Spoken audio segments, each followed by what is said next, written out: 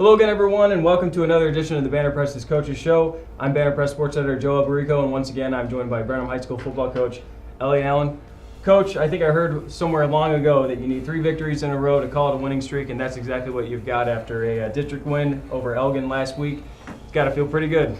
It does. We felt like Elgin was a big football game for us, and they're a talented team that has some offensive weapons, and so to get that 3rd win was nice, but to beat a quality team like Elgin was helpful for us. So it was a 35-20 victory, and you're sitting at 3-1 in District 13-5A. After having some time to look at the film, what were your final thoughts and takeaways? I think offensively we played. Well. I think our offensive line took some steps in the right direction.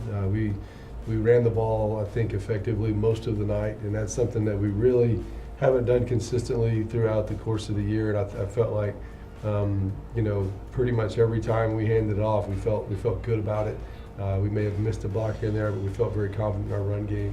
And then just our efficiency in the pass game. I think you want to have good balance. I thought we were efficient in that area, so excited about that. I think defensively, we gave up some plays in the secondary that that's frustrating when that happens, but it's going to happen. And we created 3 turnovers, which was a good thing. I think we still need to shore up our defensive front and our secondary just a little bit. I'm glad I wanted to talk about the offense, and I'm glad you talked about balance a little bit, because it seems like the offense is kind of coming together as a whole, with the running game and passing game doing their jobs, and it seems like when one stalls a little bit, the other picks it up. So you don't really have to rely on one or the other. I mean, it seems like everything kind of flowing like a well-oiled machine all of a sudden. Well, we've played pretty efficiently the last couple of weeks, and we're going to have to continue to iron some things out. But we have been able to run it well and throw it well at times. And in order to beat good football teams, you have to be able to do both. So excited about what we've done thus far, I guess. I feel like every time we do this show, I mention Tyree Jackson at least once, but it's hard not to after a 277-yard rushing effort. And I think your team statistician told me it was the 9th best effort in Brenham history. So was it a little bit easier to appreciate, when you saw it on film, because he had a heck of a night? He did. Tyree is a gifted football player. He's got tons and tons of talent, and it was nice to see him have the big night that he did.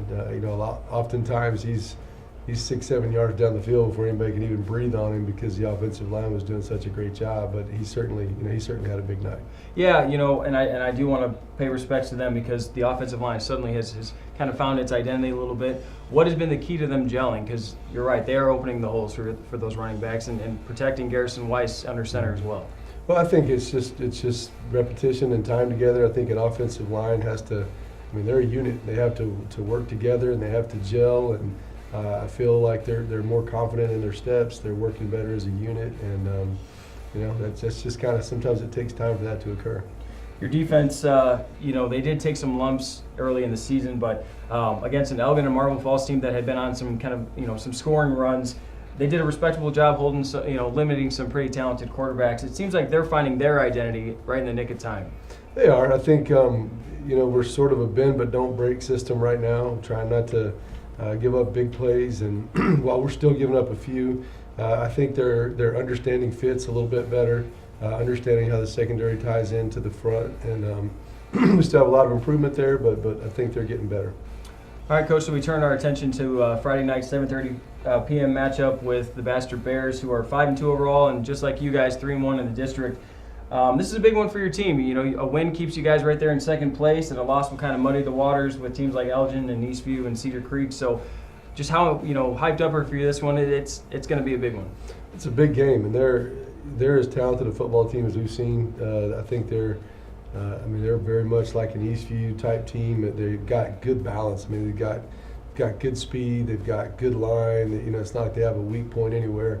And so they're going to be really tough. And I know we're going to get a chance to come back home again and play. We have our Hall of Honor this week, and so that's a big deal. At Brenham, I'm excited to see that for the first time, and I'm hoping our kids will play well against a tough Bastrop team. Yeah, talk a little bit about that before we close out here, because I know you said you like to focus on one team at a time, but you are getting near the end of the season, and have you kept an eye on the district standings at all? Or have you started to say, all right, we need to win this and kind of put ourselves in position here, or is it just one week at a time until the regular season's over? Well, I know if we win this one, we're sitting very good. So that's kind of, I hate to keep saying the same thing, but if you start looking at scoreboards and seeing where you fall, then I think sometimes you slip at that point. And we need to play our best football this week that we played this year. And I think if we do that, we'll give ourselves a chance to win. All right, Coach. Well, hey, as always, thanks for joining us. Thank you, folks, and we will see you again next week.